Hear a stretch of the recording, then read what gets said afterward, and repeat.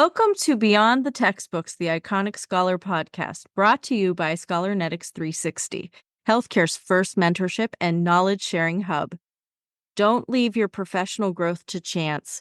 Instead, leverage Scholernetics 360's innovative video conferencing platform to connect leaders and specialists in your field. Select a mentor who aligns with your goals and feel free to switch until you find that perfect match. Whether you're seeking academic guidance, career advice, or aiming to refine your clinical skills, Scholernetics 360 ensures you can connect with top experts anytime and from anywhere. Visit www.scholernetics.com to join Scholernetics 360 today, because your professional growth deserves more than luck. Welcome to the Iconic Scholar podcast. I'm your host, Andrea Kessler, co-founder of Scholernetics 360. Get ready to journey beyond textbooks and learn from healthcare's brightest minds. Each episode is packed with insights and wisdom from industry leaders, uncovering the lessons and experiences that shape their careers. Join us to unlock the secrets to your successful career and discover the innovations shaping healthcare's future. Remember, while we're here to educate and inspire, we are not offering medical advice, just fun, educational, and authentic conversations. Okay, let's begin. Welcome to the Iconic Scholar. This is Andrea Kessler, your host, and your co-host, Eder Garavito. Hello, Eder. How are you? Hi, Andrea. I'm doing awesome. We have such a cool guest today. I'm just going to take credit for finding her, okay? But I'm going to let you introduce her because she's incredible and she has such a cool story amongst a lot of other things. But I'm doing great. Thanks for having me. Yeah, I'm so excited for our guest too, Dr. Jasmine Blocker. And she lives in Maui. I'm so jealous. If you guys could see her beautiful background, her hair is blowing in the breeze. She looks gorgeous. The only thing missing is a drink. Dr. Jazz is a physical therapist and author who currently, as I mentioned, lives on the beautiful island of Maui. She is working at an outpatient pediatric clinic, and she also works at a skilled nursing facility per diem. She has authored an interactive book titled 2.76, which I'm so excited to learn about. She shares in that book her personal challenges and triumphs throughout PT school. No doubt a huge shout out to PT students out there listening, because I think you have a lot of wisdom to share with them. I'm so excited to talk to you more, Dr. Jazz. Can you tell us how you became a physical therapist? Tell us your story from the beginning, and then I want to dive into your book. Thank you so much, Andrea. Oh my goodness, I appreciate it. Thank y'all for having me. This is wonderful, and I'm excited to be here. But yes, like you said, I'm Dr. Jazz. I am a physical therapist. I'm working in Maui. And how I became a physical therapist, that's such a good question. I feel like people ask that all the time. It's so important. But, actually in high school in South Carolina, that's where I'm from, I was a student athletic trainer and I hated it. I didn't like it at all. So I did it with some of my friends and I was working alongside like the football team.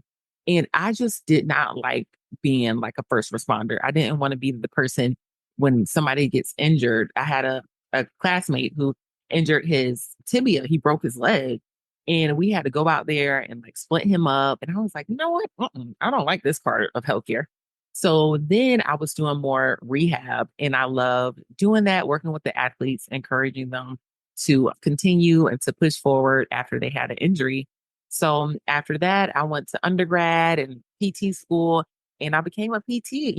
I wish it was as easy as, 1 + 2 = 3, but it wasn't that easy. And I had some bumps along the way, but I'm just so glad I didn't give up. So Oh, so am I. And athletic training, shout out to athletic trainers, because they have a very challenging job. But my peers in athletic training absolutely love that first responder role.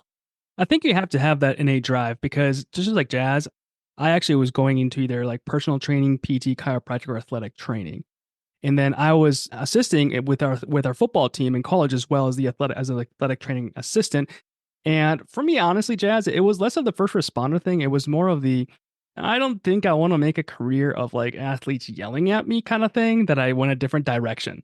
yeah, I have stories about that as well, but You're right, right. So that's why, I chose PT. But well, I mean, PTs can also work in sports team, and I don't work with athletes still. So, yeah, but it was like, I think it's a good way to really kind of get your feet wet and think about, I want to work with people and in the human body and things.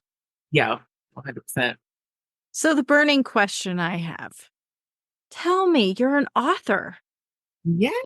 That's so awesome. I know a lot of people who want to write books and they're too intimidated. They're scared to even share their stories if it's, you know, fiction or nonfiction. But where did that come from? And how did you push through and do it? Because you did it. And that's awesome. Thank you. Yes, the title of my book is called 2.76. And it was actually my GPA in PT school when I failed out of school. So the requirement was to have a 2.80, and you had to have that to continue in the program. So my first year, I got a 2 points. My first semester of my first year, my GPA was 2.76. And then the second semester, I came back and I was like, oh, this is going to be great. I can do this because I was on academic probation. And, I still ended up with a 2.76. And I was like, oh my goodness. So I got that dismissal letter to my email, and they were like, hey, you've been dismissed from the PT program because of your GPA and all of this. And I actually have that as like an excerpt on the back of my book. And yeah, I was just so disappointed. I was depressed. I was like, I can't believe it's happened. It feels like the end of the world. What point were you in PT school that this happened? Was it first year? Yep, this was my first year. Yep, my first year. This was 2017 through 2018. And yeah, it happened. And I was like, oh my goodness. So then I petitioned to get back into my program. And thank God, they let me back in and I got a second chance. But from there, I think it was like a post on Instagram or something. And somebody posted, like, I failed out of PT school, but now I make six figures or something. I could have sworn I've seen that, but now I can't find the post. But that kind of sparked the idea of me writing a book because I'm like, people need to hear this. They see how successful PTs are and how, they make an impact with their patients, but they don't know what it took to get there. And especially for me, like living in Hawaii is a dream. I've never been to Hawaii before I moved here. And I was like, this is just amazing. And people will DM me and message me all the time and say, oh, like, I want to do that. I want to do this. I want to work in Hawaii.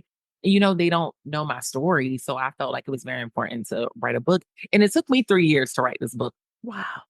But, I self-published. I did everything through Amazon KDP. That's the website. And, it took a while, but I didn't know all the steps. Like I was just writing in Google Docs, just what happened. And once I published, I was like, you know what? This is actually a lot easier than what I made it. So yeah, if you want to write a book and you want to self-publish, definitely go to Amazon KDP. They have everything written out for you, like free templates, everything. And so, Jazz, just backing up to that excerpt that you mentioned, and I see the expert because I do have her book here. Unfortunately, it's not signed, but one day it will be because I'm fanboying over this book. Did I hear you correctly that you quote unquote got broken up over text message? Like they said you're out via email? Yeah. Well, okay. They send it through email, but then they also send it through mail as well. Still, same thing. Like you got broken up via text message. So you receive this text message or this email, right? And then I'm assuming, right, you first receive an email, you read it, and you feel like crap. And like 5 days later, snail mail comes and you feel like crap again. But like, talk to me about how, that moment specifically, if it's not too traumatizing, not having the ability to just communicate with them and say, like, why? Like, what's going on? Like, I mean, I'm assuming you know why, but like not being able to just at least speak to somebody about it.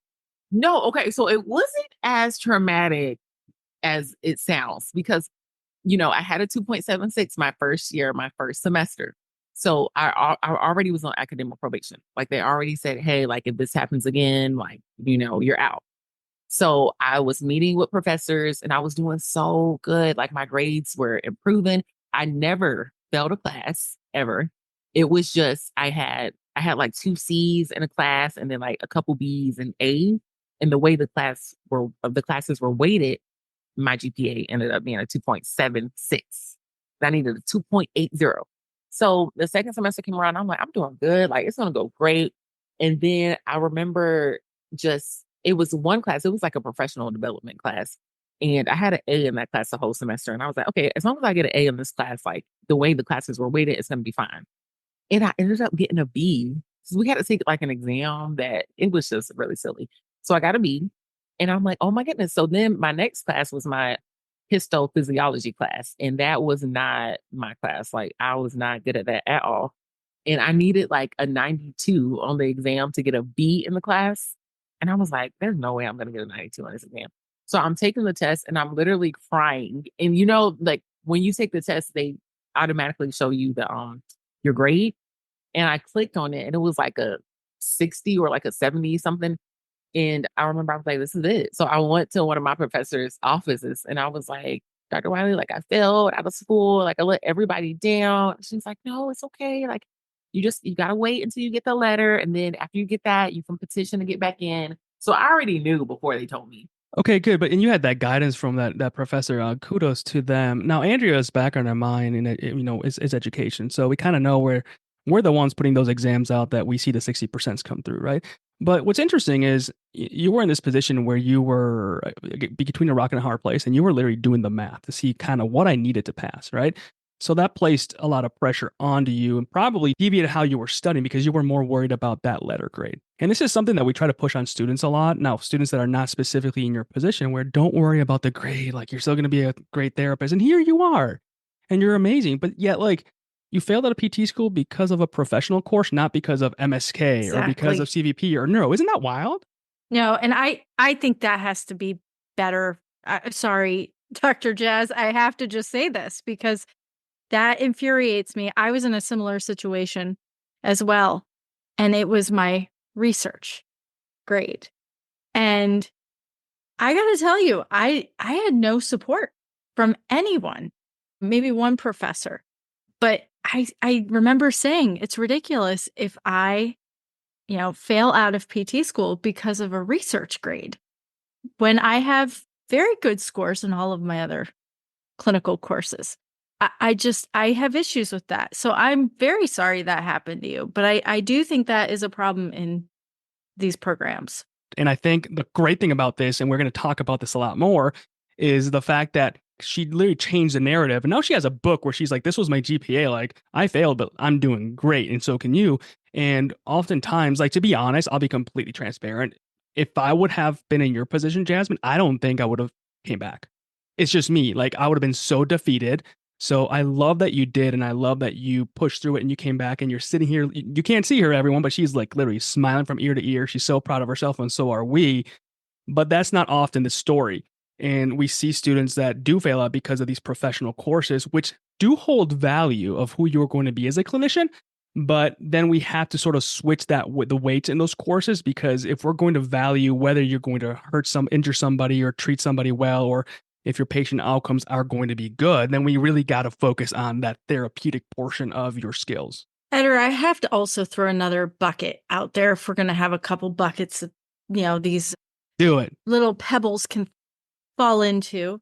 I'm going to say this. I don't know if instructors are always very good at teaching. I think that sometimes these courses fall onto people because there's no one else to teach them. Or they bring someone in who has a different background than even physical therapy, because I can say that happened in many of my other courses aside from clinical courses. And that's concerning. So I don't know if that was your situation either, Dr. Jazz. And she wouldn't know, right? Because it's not like, they don't come out and say that often. But I agree with you, Andrea. And I think there's little fixes that we can do to refocus more on the student and the learning experience, and things that we can change in the curriculum. And sometimes we're just kind of like, well, it's a lot of work to change a curriculum, so why would we do it? But Jasmine, I want to keep hearing about, your progress after you petition. Like, can you talk to us about how that process, like, how did you do it? Like, what argument did you put up? Because they already had warned you and you knew the warning, and they knew that you knew the warning, and then you still didn't meet the criteria. So they said, you're out. Like, what grounds did you have to petition? Yes. So y'all brought up a lot of good points. Thank you for saying all of that. But, I had to write a letter basically explaining what happened, why my grades weren't where they were supposed to be and how I could have improved with that. So my first semester, like it was definitely a lot going on. Like my grandmother transitioned to heaven like week before I had this exam, like this really big exam, and I ended up like failing the exam, and it was just a mess. It was a mess. And I also was working in PT school. I worked at Red Lobster, and I just had a little money to get my hair done, my nails done. I know I shouldn't have been working, or I shouldn't have been working at a job that demanded that much time. And I talk about this in my book too. Like if you have to work, doing things like being a tutor, doing things where you can make your own schedule, like door dashing, Ubering, or like babysitting, dog walking, something where you could still like listen to lectures and like study and be productive during those times. But so I had to talk about what happened. And then I had to talk about, how I would prevent this from happening again. And I remember like the last paragraph, I talked about how, I know I'm supposed to do this in life. I've done really well with my clinical experiences, and I'm going to continue to pursue this journey if it's at Shenandoah University or if it's at another PT school. And, they were very welcoming. They were so supportive of me. And I had like a internship lined up that second semester of going to Guatemala. And they could have said like, no, like you failed out the PT school, you can't go, and at this time they didn't accept my petition yet. So they could have said no, but they said, yeah, they were like, yeah, you can go. And I remember just feeling miserable, like, and that trip was just life changing. Like I met the most amazing PTs, physical therapy students in Guatemala, physical therapy students that came from Shenandoah. And I was like, oh, I was just so grateful that I got that opportunity to go and to learn from a different culture and different people.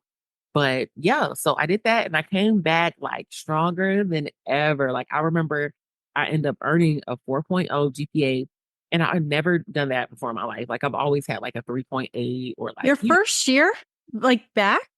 my first year back, I had to retake the classes that I got C's in. So I retook anatomy and histo, and then the second semester I retook neuroanatomy and histo. Once again, never failed a class, just got a C. And then my second year of PT school, like the real second year of PT school, where I had a whole caseload, I earned a 4.0 That GPA. is amazing. It was amazing. And then I talk about like in my book how Shenandoah, when we go click on our grades, we can see who earned like the highest grade on like a test, and we can see what was the lowest grade on the test. We can't see who did it. But I remember like when I was going through this rough time, my first year, I remember being like the second to last person to have the lowest grade. So I had like a 66 or something on the histo exam. And when I came back, I remember like that neuroanatomy exam, I got like a 96, and I was the highest like person that got that high grade out of the whole cohort. So, what was the difference? It was okay. So when I came back, and I talk about this in my book Oh, about don't give away too many secrets, Dr. Jazz. Right. We still want them to buy your book. no, But give us one or two. okay. So the biggest thing for real was like studying smarter and like not taking too much time to study. So, for example, with my assignments, if I had an assignment about somebody who had like a total knee replacement, and we had to go over like osteokinematics, and we had to go over gait or something that the assignment asks, I would study for that like I was studying for life. So then I would talk about like pharmacology, what medications will they be on, medical fundamentals, what does an infection look like, what are the signs and symptoms of a DVT, gait, assisted devices. What is everything going to look like? And it was more so of a comprehensive model of me studying versus like, oh, I'm just going to study for this class and I want to get like an A on this exam. Like I never asked for an A. I never prayed for an A. That was never my prayer. My prayer was always, I want to be the best PT I can be. That was everything that I always said. And yeah, I think, that was answered. But yeah, I just changed my study habits. And then I realized I had test anxiety. I didn't know I had that. And I'm like crying for the exam. My hands are sweating. And I'm like, what is going on? And my professor was like, why are you putting these answers down for multiple choice? But when you get to the short answer, like you know what you're talking about. And I'm like, I don't know why I did that. But it was anxiety. I want to touch back on that for a second because I know Andrew's like, yeah, we're going to touch on that. But I'm curious about your background in high school and undergrad. How were your grades? I was always like a great student. Okay. And then did you go straight to PT school right after undergrad? Yep. Okay. And then in that transition, is it safe to assume that you thought that you could do exactly what you do in undergrad in PT school and it didn't work? Yep. Did anybody in your entire life, and I'm talking kindergarten all the way to the moment that you failed out of PT school, ever sit down with you and said, Jasmine, this is not the correct way to study? Like, this is not good. Well, because I don't think it would have worked for her. That's what I'm saying. Like, it doesn't happen in our educational system. There is no other opportunity to study the way you need to in PT school. Right. But if you're not studying correctly and you're just doing rote memorizing, oftentimes it just doesn't work. And that's what a lot of students do. And what she was describing there, the total knee replacement assignment, you were doing active learning, you were applying, right? You were doing you were going through real life examples as opposed to just rote memorizing, which is what a lot of students depend on initially. But nobody really, I shouldn't say nobody because it's an absolute, very few students are ever really taught a way to study that works for them in any tenure that they have in academia, whether it's all the way through undergrad or graduate school. And so I did that myself and I found out what worked for me and what didn't work for me, also in a position where I was kind of teetering one way direction or the other. Come to find out that I've gone through more school than my brothers have. My brothers are very successful, but I graduated like you did. I mean, in high school with a 2.2 GPA. I was called dumb. I was called lazy. I was called like anything in the book. But what I was never assessed was why I wasn't able to learn the way that everybody else was learning. It was more like it's your fault. And so of course I'm going to be not motivated. If I'm not motivated, I'm not going to be engaged. If I'm not engaged, I'm not going to get good grades. But it all had to do with the inability to comprehend what I was learning based on the way that I was told that I should study. Right. So the point I'm trying to make is I love the change that you made. And I hear in your voice how proud you are of that change. And I think it all had to do with timing, right? Like your grandmother and everything. But at the same time, if you could go back in time and apply those same strategies to your first year that you were in PT school before you failed out, you probably wouldn't have. If somebody would have just sat down with you and been like, let's look at how you're studying. Does that work? Not work. The testing, right? You're not good at multiple choice, but you're good at writing. Well, why are we testing all of our students mostly with multiple choice when you get out into clinical rotations and into practice, you ain't answering those types of questions, right? You're really speaking things out. So it's like writing, so explaining. So I think we need to make some of those changes as well. So I guess what I'm trying to say is it's not your fault, is really what I'm trying to go with this. Yes, thank you. Thank you. And 100%, we definitely need to make changes and talk about study habits and study tips and test taking strategies. That's another big one. Because for me, once I learned all of that about myself for the multiple choice, first of all, it would take me the whole test to take, like the whole time to take a test. And let's say like A had an answer, like I would write out why this was the wrong answer. Then when I found the right one, I would say, this is the right answer because of this. Like it took me so long to do it, but I knew I was going to get the correct answer every time. And then, speaking of changes too, like at Shenandoah University for their physical therapy program, they just started an advisory board. And Dr. Wiley, once again, she like reached out to me and emailed me, and we had our first meeting today. And I was talking to them about all of this. I'm like, hey, because somebody was on there and they were talking about like student success and they were talking about articulation agreements. And, I really admire how Shenandoah has those articulation agreements with different schools. And so if you go to like Virginia Tech and you have a certain GPA, it will make it like you have not like an automatic acceptance, but basically like you have a seat in the upcoming class if you keep that going into the PT class. And I'm like, why don't we have articulation agreements with HBCUs? Like I'm a product of Virginia State University. My little sister that went there, my sorority sister, she is a product of Virginia State University and graduated from Shenandoah PT school program. And then I talked about, my story. I'm like, hey, y'all, like I wrote a book about this, So I really want to do like some type of webinar series, like an 8-part series and talk about each chapter. And I'm like, you guys could have that for your income and PT students and increase like your retention rate, decrease the amount of people that are on academic probation. So I'm like, the conversation is definitely being had. We just need to take some action steps. Are you familiar with the Education Leadership Conference, ELC, that happens in October, November? With the APTA? Yeah. I just followed them on Instagram today, but no, You need to go and you need to talk. because more programs need to hear what you're talking about. They And do. they want to. So my suggestion is that, and clinicians can go to that. It used to be primarily academic, function, but now it's open, and we really want more clinicians to join in those conversations. But I want to say, Eder, is it June that those papers are due? Yeah, give or take. So you submit to be a speaker, and if you are interested, you should talk to Dr. Wiley and see if maybe you couldn't connect and put something together to present. It would be fantastic. People would love it, and they need it, and they want it.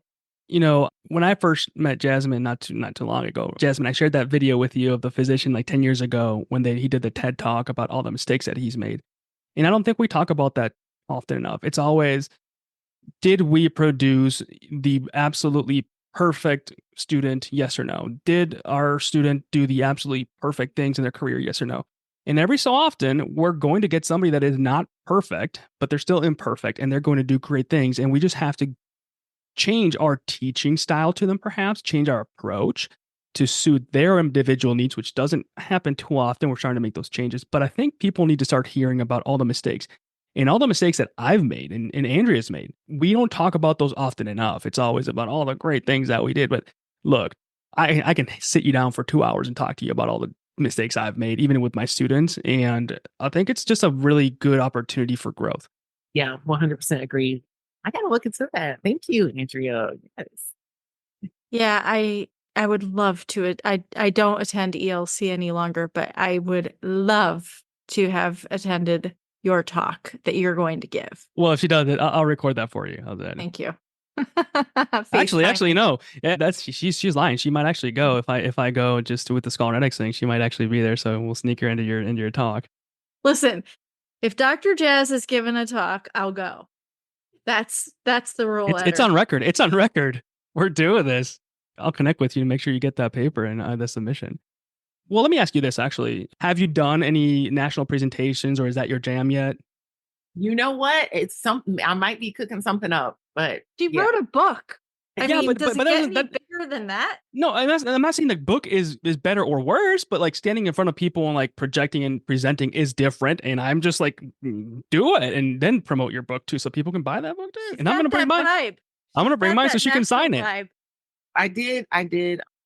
Yeah, I'm not gonna say too many details. And I'm like, if it doesn't happen, then I don't want to say it. But hopefully I'm speaking at a national conference in June. Hopefully, if everything works out. That's wonderful. I'm excited for you. And that is such a wonderful, wonderful opportunity to connect with people, because you really do, people in the audience really are there to learn about you. They're there for you. Their heart's with you. I know it's nerve-wracking, right? But at the end, everybody comes up and they're going to, say, "Hey, Dr. Jazz, let's connect. I want to learn more about you." It's wonderful that you're taking that step. And so you graduated 5 years ago? No, not quite. 2021. And you're already looking at being a national speaker. Like, that's incredible. Yes. Yeah. You know what? This was not in my plans at all. Hey, there's no better time than today, Jazz. I'll go back to Andrea. You already wrote a book. Yeah, keep going. I want to backtrack just for a second, if that's okay with both of you, just for one more thing. During this whole process of you, having the 2.76 in the beginning, right? We got the warning. Did you ever experience feelings like you were comparing yourself to your classmates and your peers and why they were doing good and why you were not, and why you thought they were better than you, and perhaps you felt like you weren't good enough or did not belong? Oh, yes. All the time. I talk about this in my book as well. I definitely try to be as vulnerable as possible, but I couldn't help but notice, and I'm pretty sure everyone else noticed, that I was like one out of maybe 3 or 4 Black people in the class. So, I felt like, oh my goodness, everyone's looking at me and falling into like a stereotype of, oh, like this Black person is not capable and, they're only here to fill like a quota or something. You start seeing all these things in your head that you think people are thinking. And everyone, even like my classmates and like my new cohort that I ended up being with, everyone was so supportive. Like nobody ever said anything that, was out of line when it was that. Of course, like I definitely got the implicit biases of like my hair and like, stuff like that. But as far as it came like academically, I just felt like inferior. I was like, oh my goodness, like I let everyone down. Like I'm supposed to be the first doctor in my family, like all of the stuff that you're telling yourself. And you're like, this will never happen now because of X, Y, and Z. But no, I felt like once I got over those thoughts, it definitely felt like, okay, I can do this and it's okay. And yes, I stand out. But once I get through that door, like I'm going to open that door for other people. Like that was always my thought in my head. Like once I make it, like I'm always going to reach back. I'm always going to help recruit people that look like me because I know how important it is. And you don't want to feel isolated or like nobody gets you and nobody understands. So, yeah. And that feeling of isolation was you within yourself and perhaps within your group, right? Now imagine that same feeling of isolation when you're a patient and you're vulnerable and you're scared and perhaps don't speak the same language, don't look the same. So we need more diversity in our profession. Now, Jasmine, you've overcome all these hurdles, right? You've gone through all the anxiety roller coasters and fear roller coasters that I can think of. Now that you're on this side and you're doing amazing things, if you could, would you go back and change anything? Would you change how things, unfurled, if you will? Oh, when I go back and change things, I feel like I ask myself that question all the time. I remember, okay, like I failed a practical. I didn't fail the class. I ended up getting like a B in the class, but I failed the practical. And my professor at the time, I did not agree with her decision. I don't feel like I should have failed. I feel like I should have gotten a C. And it's so funny because me and my former classmates, when we talk about that, they're always like, do you still feel the same now that you're a PT? Like, do you think you should have failed that practical? And I'm like, you know what? See why she failed me. I can see why that practical I failed. I understand. But it's certain things like that. I don't feel like I would change the trajectory, but I might have like changed some things that I know like should not have been like with that professional development class. We should not have had an exam in that class. Like once again, I had an A. I was very outspoken. I was doing all of my work. Like I loved that class. And then the next time they had the class for the upcoming cohort, they didn't even do an exam. And I'm like, are y'all serious? Like if I didn't take that exam, then I still would have had an 8 in the class. And so I think I go down like little rabbit holes. Well, sure. That was a whole year you had to wait. That's all year. Yeah. But I'm grateful because I feel like right now, my testimony is not about me. Like it's really to help other people. So, I'm so glad I got to write the book and I've met so many people and there's so many people like even today, somebody messaged me and was like, hey, like I heard you on this podcast and the same thing's happening to me. Thank you. I'm like, thank you for sharing your story. And I'm like, oh my goodness. I'm like, what podcast was that? But every day somebody will message me and they're going through that same thing. So I'm happy to be a voice. Did you have a voice to hear when you were going through PT school?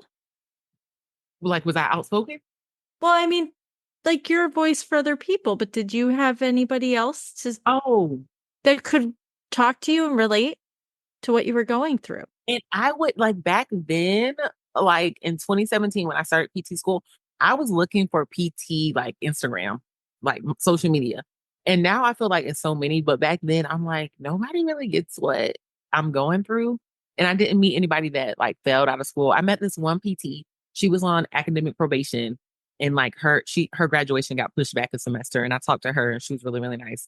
But there was nobody like at Shenandoah that this well, it was 2 people it happened to, and I could talk to them about it, but it wasn't like this. It was more like, like, I'm sending you an email. So what changed? Because you're right. I think even back in my day, well, which was a very long time ago, at this point, I don't even want to say how long, but I think that to some degree, we're getting to a point where the shame factor is no longer a factor.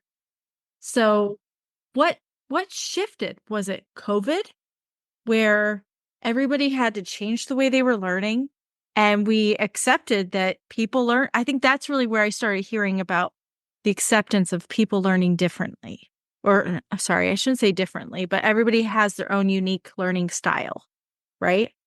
And that became more of a discussion because everybody had to learn online, and that doesn't fit everybody's learning pattern for success. So, what do you think shifted that conversation from shame to growth?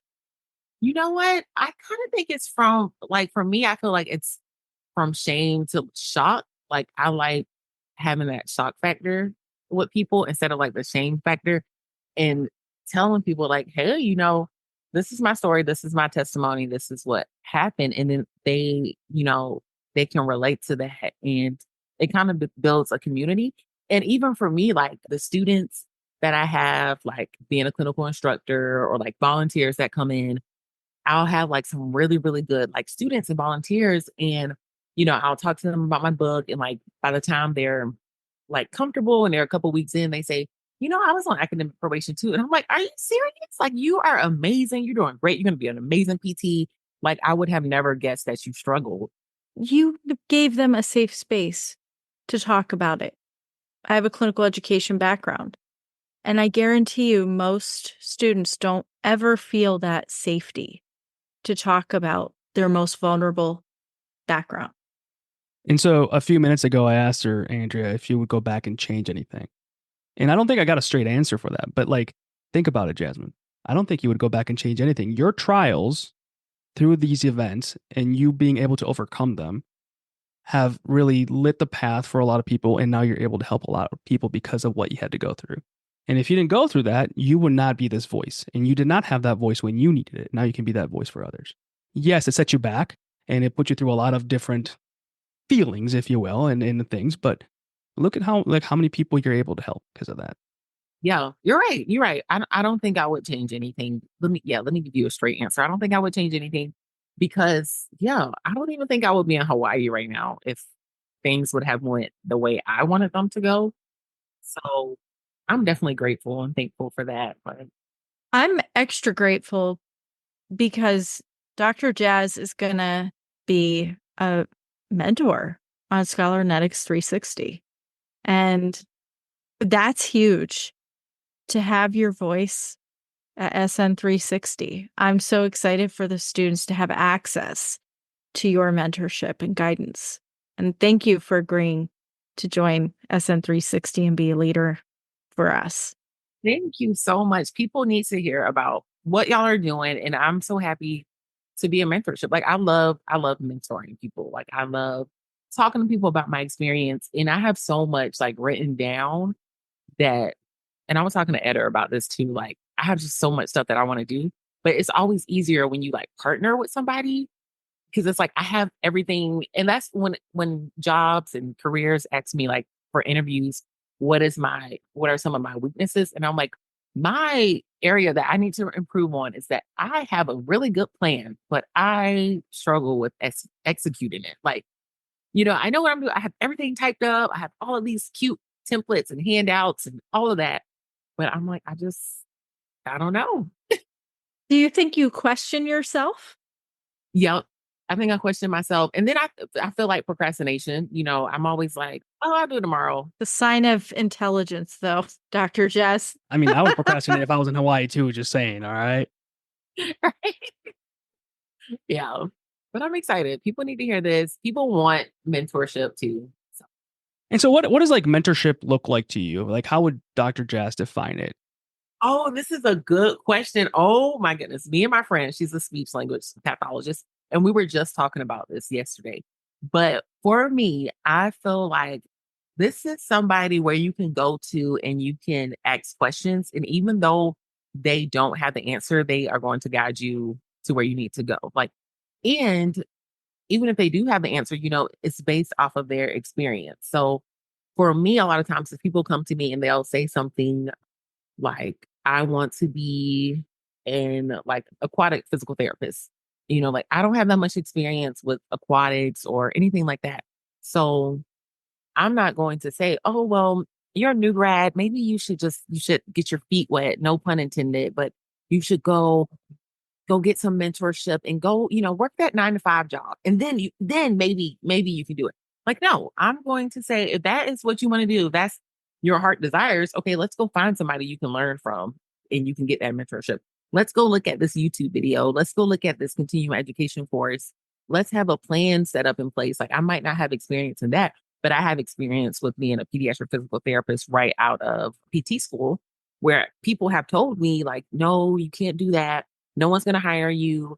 You need experience, or people say don't do travel physical therapy out of school. I'm like, no, do what you want to do, and make sure you are prepared to handle anything that comes your way. And if you don't have all the answers right there, you're not going to have all answers. So get that out your head. But you can have resources to go get those answers from. And I don't want to steal Edder's thunder here, but let's be honest. Even and I've been that Steal it, Andrew. Go I for am it. definitely guilty of saying that to new grads in the past, right? But the truth is, I'm so impressed with the students coming out for many reasons, but they're changing healthcare. And that's the only way it's going to change. If in some ways, what I've learned is if they go into the system, like you said, you've been told, don't go into travel therapy, don't go into this area, entrepreneurship, right? That's a huge, huge one.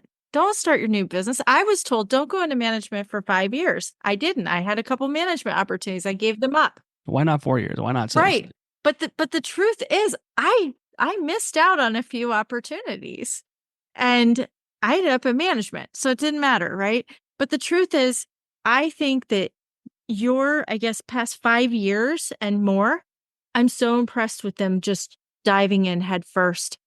Back to Scholarnetics, though, that's why we need Scholarnetics. It is a platform that is so needed and it will be in demand for the purpose of exactly what you just said, Jasmine.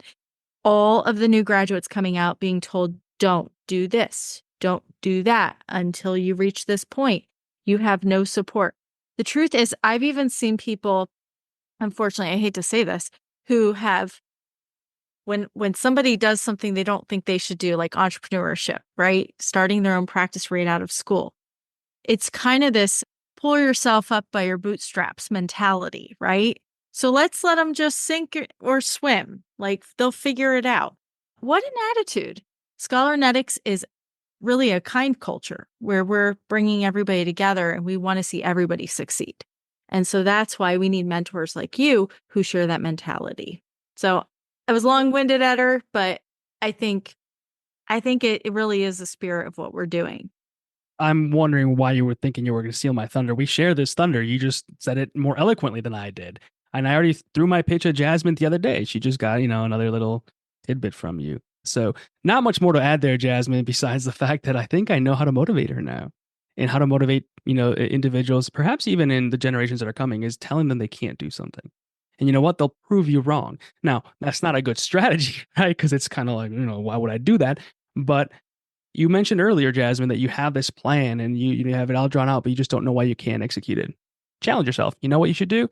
Think not what you would be doing in the stereotypical 5 years or 10 years. What would you be doing? I don't know what the hell I'm doing tomorrow sometimes. But think about like chasing the best version of your future self every single day.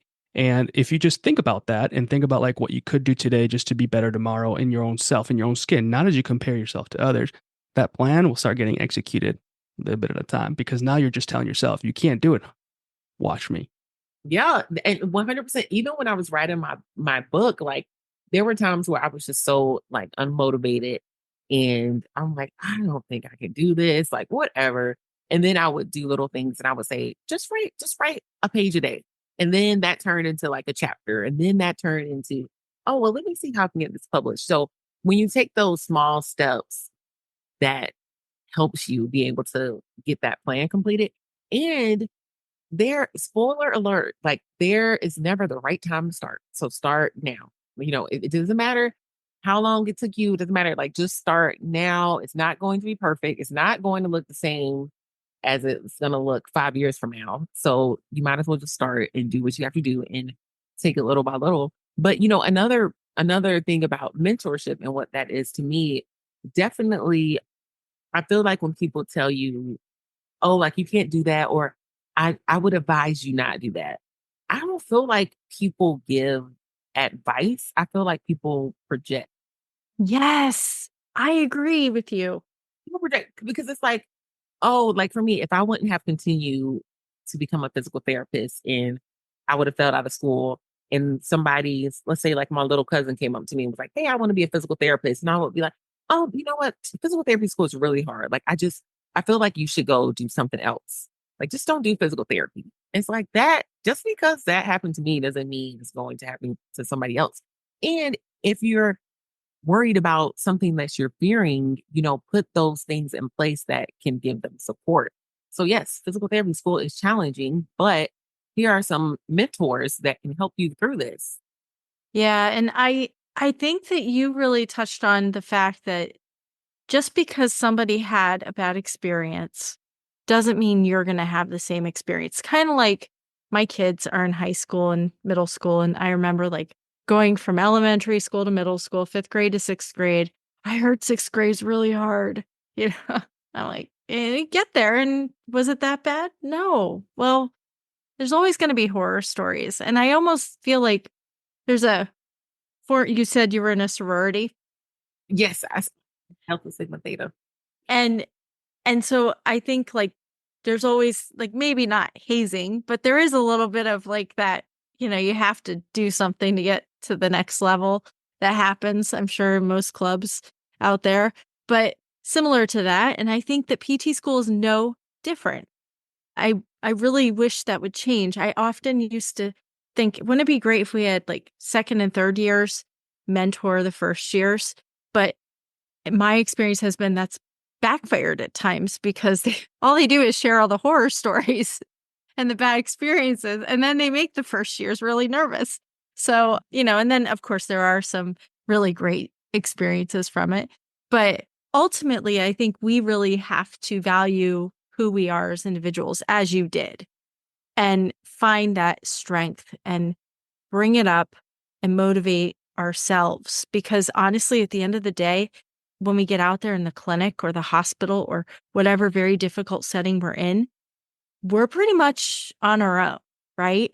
And we need to have that strength and courage because that makes us better as a healthcare professional. And I'm so grateful that you shared your story because you clearly have values instilled in who you are that drove you to continue toward the path of physical therapy, becoming an amazing physical therapist, becoming an author, next a national speaker. And you're just going to keep going. And Dr. Jazz, like you are one of the most humble people I've ever met because you have done so many things and you haven't even been a PT for 5 years.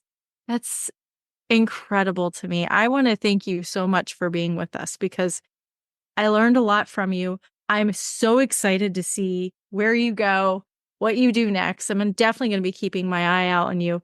What's your Instagram handle again? Oh my goodness, you are so cute. Thank you so much. My Instagram handle is DPT and me, ANDME. I love it. And we'll put that on the show notes and everything. Is there another way that anybody can find you, Jazz, or is that kind of like the main way? That's the main way. I started a TikTok. I'm trying to get into it and everything with the young kids, but it's DPT and me therapy. But Instagram is like the primary source. We'll link that and we'll of course link your book. And I'm gonna bring mine to ELC to get signed. Why not? Because I found her and I'm gonna take credit for finding Jazz because she's awesome. And I told Andrea about you and I was like, okay, we need to talk to her because I want to hear her story first because I related so much to you. Now, my quote unquote, I don't want to call them failures, but my trials were earlier in my learning journey. So I had more wiggle room to fix them because, there's more wiggle room back there. You have a little bit more support from teachers and family. And it's not that big of a deal per se, as opposed to when you're paying thousands of dollars for professional school, higher education, PT school. And that just comes with a lot more, I think, feelings of imposter syndrome, feelings of just not being good enough if you don't feel like you're good enough. Jazz, I graduated PT school, I think, with like a 3.7 GPA, and I still did not think I was good enough because some classmates of mine were better. And it takes us a long time to be able to just realize how good we are within our skin. And I'm still figuring that out myself today. People still tell me, you've done so much. I'm like, what are you talking about? Like, I don't know what I've done. And Another humble one. yeah, but it's a superpower because I use it as a superpower and I love it. I learned to love that humbleness about myself because it was initially taken as a weakness. Like, why aren't you wearing your cape and your crown? I'm like, because it's a lot cooler if you don't think I have it and I bring it out when I need it. There you go. That's a Yeah, good one. I love talking to you. We could talk for so many more hours, and we're going to continue this conversation just off the air because you're amazing. But yeah, Jazz, thanks so much for hanging out with us and taking the time out of your beautiful Hawaiian day to speak to us in the East Coast here when it's like dark and rainy or something like that. Thank you guys. This was wonderful. I'm so excited to collaborate. We have so much work to do. It's wonderful. We do. Thank you again for joining us. And I'm hoping you come back, especially when you're ready to tell us all your secrets about your next national presentation. And best of luck to you, Dr. Jazz. You. Hate you all. Thank you for joining us on the Iconic Scholar podcast. If you enjoyed today's episode and want to continue the conversation, don't forget to connect with us on social media as @ScholarNetics360. Make sure to hit that subscribe button so you never miss an episode. And remember, always consult with a healthcare professional for medical advice. Until next time,